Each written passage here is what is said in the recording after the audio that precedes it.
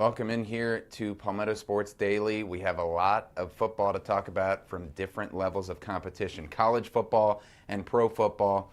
I'm joined by two pros. We have Rick Henry in Columbia, Kevin Bilodeau in Charleston, myself right here in Greenville. You see Rick Henry, he's ready for his pro football team to kick off the NFL season, the Dallas Cowboys against the Philadelphia Eagles, the Super Bowl champion Philadelphia Eagles. So we'll get a good test right away and see what Dallas has. And maybe this will be their year, but they've been saying that probably for a couple decades, Rick, and we'll get into that a little bit later, and also the Carolina Panthers outlook. But let's start with some college football. Of course, the Clemson Tigers trying to lick their wounds, get back in the jungle, and get a win over Troy after that top 10, very difficult loss to LSU.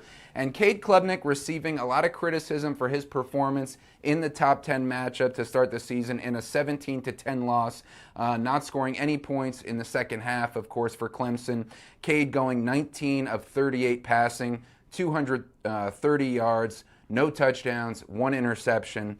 And but of course, he's very positive, just like his coach, even though Coach Dabo Swinney was being very critical of Cade in the post game and also in his Tuesday press conference, saying that if two is their biggest concern, if their best player not playing very well is their biggest concern, he feels good about their future. But here's Cade Klubnik about his mindset to bounce back, referencing another tough loss against top-ranked Georgia to start last season. Here's what Cade said about coming back strong. In the position that I am, I think that whether I want it or not, everybody's kind of looking to me and how I'm going to react. And I was pissed off after the game, and I was upset, and it took me a few days to really bounce back from it because of the way that I played. But I remember last year, and I remember losing week 1, and I actually had a guy come up and tell me, I think on Sunday or Monday, I said, everybody's pretty mad about last year's first loss, and they said they showed up on Sunday and on Monday, and I had a ton of energy and a ton of enthusiasm and ready to push guys, and they said that just totally changed their whole mindset. It changed the way that they went about practice and their mindset for the week and how to attack the next week. And then we went on to have a great week too, and that was just a really good reminder to me, like, hey man, like, my influence is very heavy, but like I got to change my mindset too. I got to attack every single day and attack every week. I feel really confident about this team. I think that we're a really good team that's going to have a great year, and I think Coach Swinney said it. And he said it to us before, and I know he said it to y'all. But this game gave me no doubt about our team and what we can do. But just totally fulfilled us with confidence in what we can do and what we're about, and it's exciting. It's exciting. Cade was also asked about how he's handling some open critique from head coach Dabo Swinney, and Cade saying you just have to chin it and move on, take it on the chin, move on in a positive direction. But I'm interested to hear from you guys, starting with Kevin. Did you get more confirmation that Clemson is good from how they played LSU right up until the end in a top 10 matchup, or more doubt about what Clemson can accomplish in the future by losing that game? Where do you stand on that, Kevin?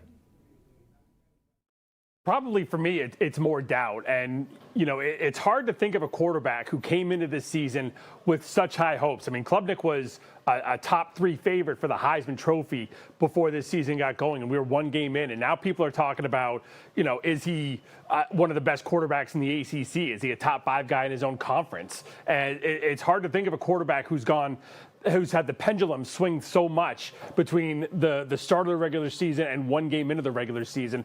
The thing that really worries me about Clemson after this one game, and it's hard not to overreact after just one game, but the running game really seemed like it struggled in that opening game. And we've talked earlier this week, LSU has an elite defense, probably one of the best defenses that Clemson's going to see this entire season. But the fact that they just couldn't get anything going on the ground and just open things up a little bit for Cade through the air, just make it so that the LSU defense had to at least stay honest throughout the course of that second half. That's what really worried me about Clemson's chances going forward. And you couple that with Florida State looking really good in an upset over Alabama and Miami looking good in an upset over Notre Dame. That worries me about Clemson's chances a little bit more, Rick.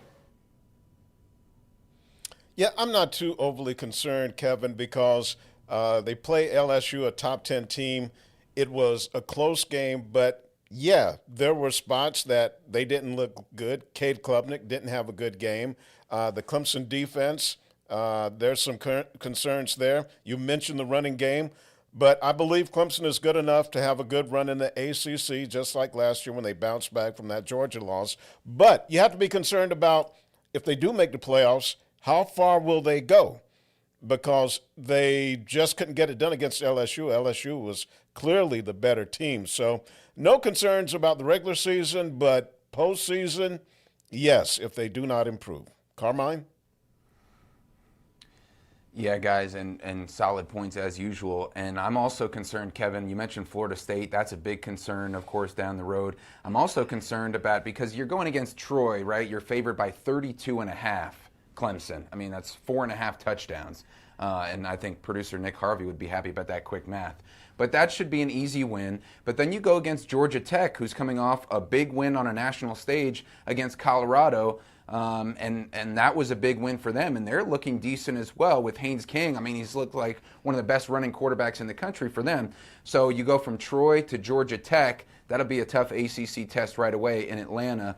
I am very concerned about that running game, though, because you only have 31 rushing yards in the entire game, and Dabo was very vocal about Garrett Riley's play calling, the offensive coordinator, and saying he didn't like how they got so far away from the running game.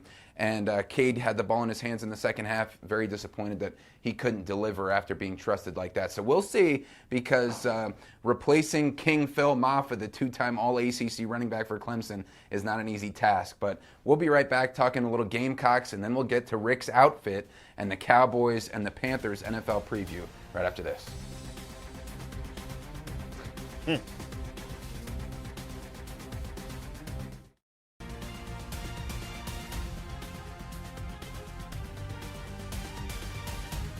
Welcome back to Palmetto Sports Daily. In our opening block, we talked about Clemson football. Right now, we're going to talk about the Gamecocks and also the South Carolina State Bulldogs. Those two teams, separated by just 45 miles or so, will get together at Williams-Brice Stadium, 7 o'clock Saturday night, both coming off impressive Game 1 victories. The Gamecocks, a nice win over Virginia Tech in Atlanta on Sunday, and South Carolina State, a 1-point win over the Wofford Terriers in Orangeburg on Saturday. Now, when you look at the two head coaches, Shane Beamer, Chinnis Berry, they're both head coaches for the first time at their respective schools. This is the first head coaching job for Shane. He took over a team that only won 2 games the season before he got there, and now he has them being mentioned in as a possible national championship contender.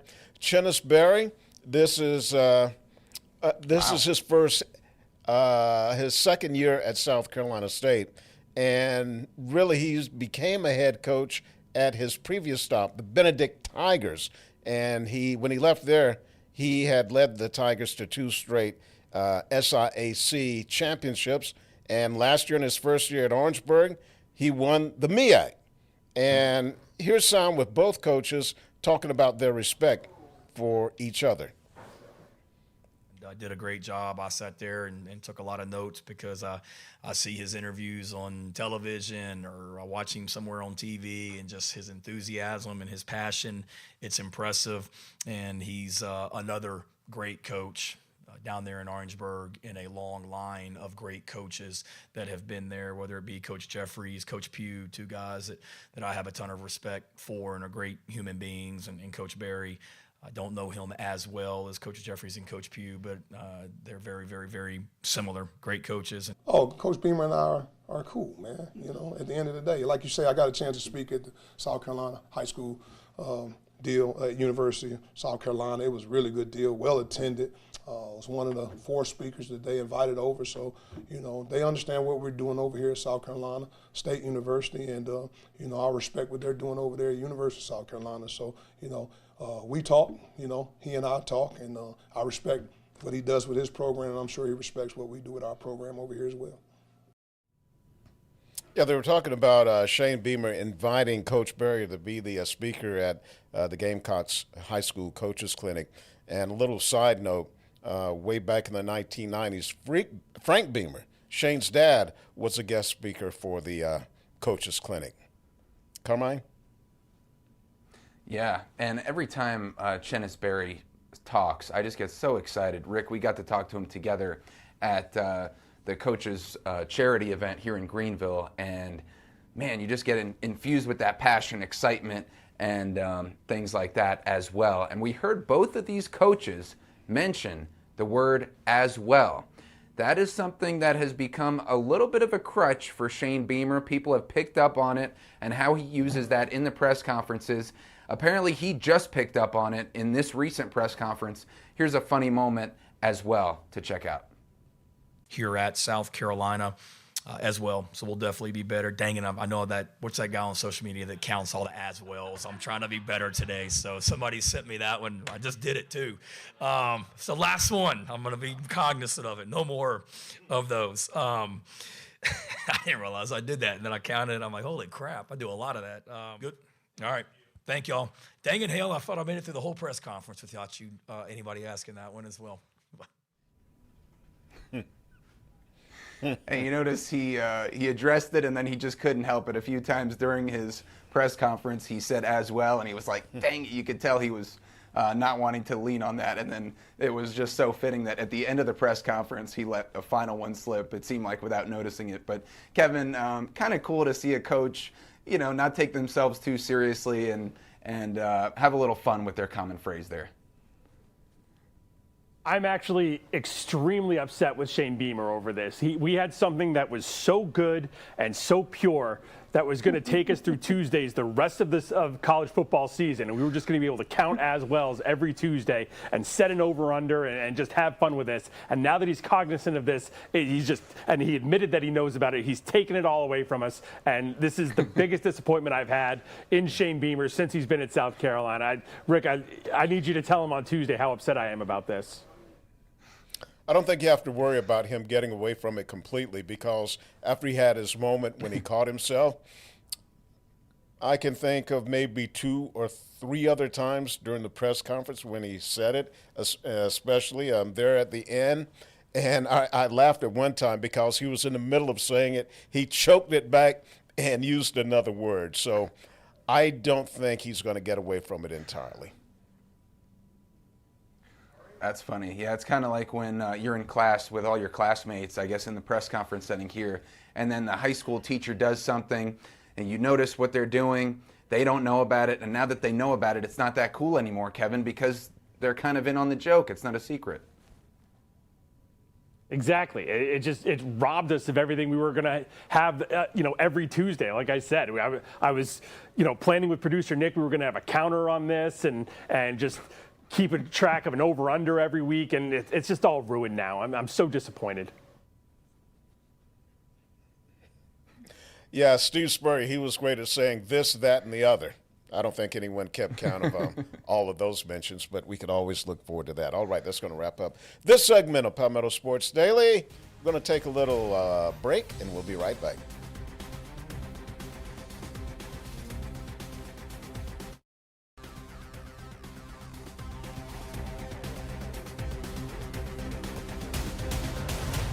And welcome back to Palmetto Sports Daily. We mentioned that the NFL season kicking off tonight as the Philadelphia Eagles taking on the Dallas Cowboys. The Carolina Panthers season kicks off on Sunday when they take on their friends from Jacksonville in the Jaguars, a team that's got Trevor Lawrence, the former Clemson quarterback, and of course the former Heisman Trophy winner Travis Hunter in his first professional game. So that'll be a good one to watch. A lot of questions for the Panthers coming into this season, especially around their quarterback Bryce Young. Is he ready to take that next step that makes him a franchise quarterback, a guy that Carolina can count on for the next 5 to 10 seasons? We're going to find that out, I think, pretty early on in this season if he's going to be the guy or not.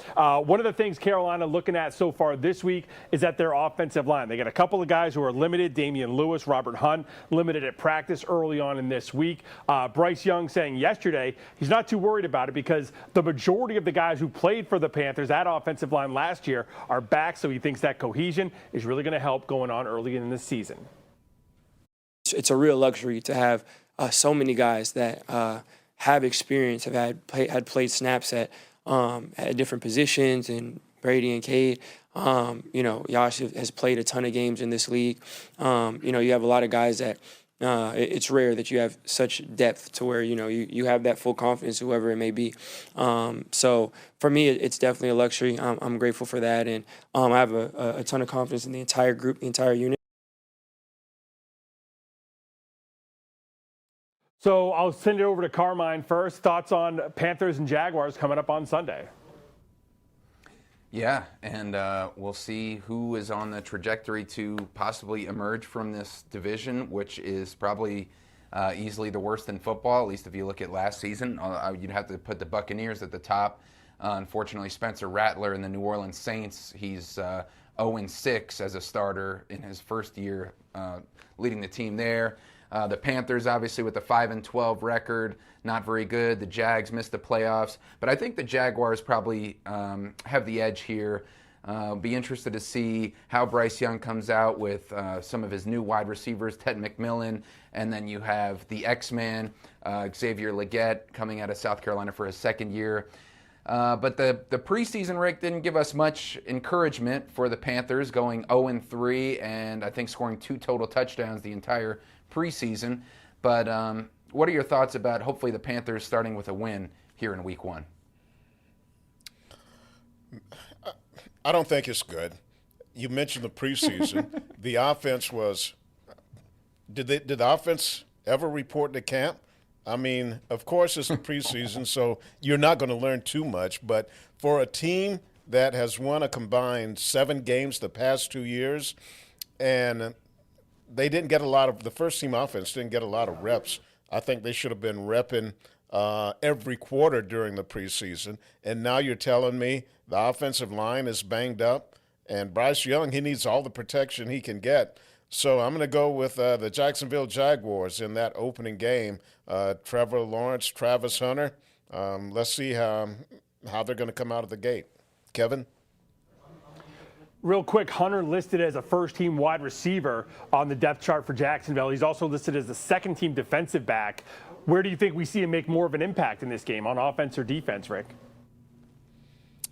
I think probably that's a good one. I'll go with defense because when you're playing offense, it's the whole thing of getting in rhythm, and when you're going against those NFL caliber defensive backs, it's going to be a little more difficult for you to get into your break, get open.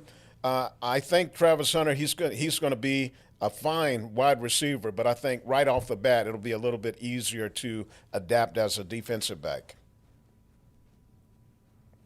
Yeah, that's an interesting point. I'm also interested to see in the running game for the Panthers, Chuba Hubbard and Rico Dowdle, of course, on your favorite team last year, Rick, the Dallas Cowboys rushed for 1,000 yards, and as well as being a former South Carolina Gamecocks running back. So a couple good running backs there for the Panthers. Hopefully that line can hold up. But, Rick, let's get to the elephant in the room, the jersey you're wearing, the team that's kicking off the NFL season tonight against the reigning Super Bowl champion Philadelphia Eagles. Your thoughts on the NFL season starting and your Dallas Cowboys thinking, once again, this is the year, maybe. Hey, look, no surprise that the Cowboys are front and center on opening night. It's America's team. People are drawn to the Cowboys. You either love them or you hate them. I've been loving them since the 1960s. Now, I'm going into the season, really, I just don't have any expectations other than, hey, you want to win as many games as you possibly can, get into the playoffs, and see what happens. When I say I don't have any expectations, I don't know which route the Cowboys are going to be taking to reach those goals because with them losing the best defensive player in the NFL, perhaps at least one of the best in Micah Parsons, to Green Bay, it's like, oh boy, what kind of pass rush are we going to have? How good are we going to be against the run?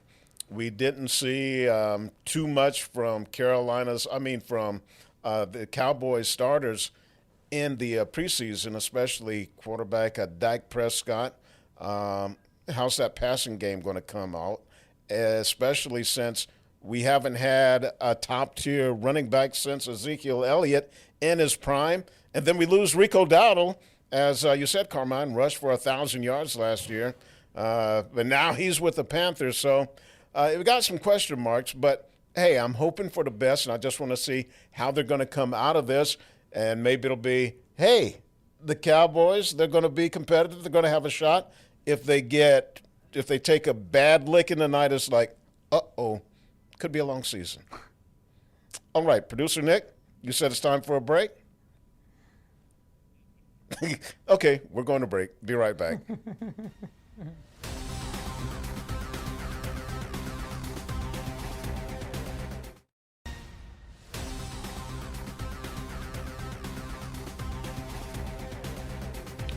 Welcome back to Palmetto Sports Daily, and of course we previewed the Carolina Panthers season starting this weekend, the Dallas Cowboys starting the NFL season later tonight.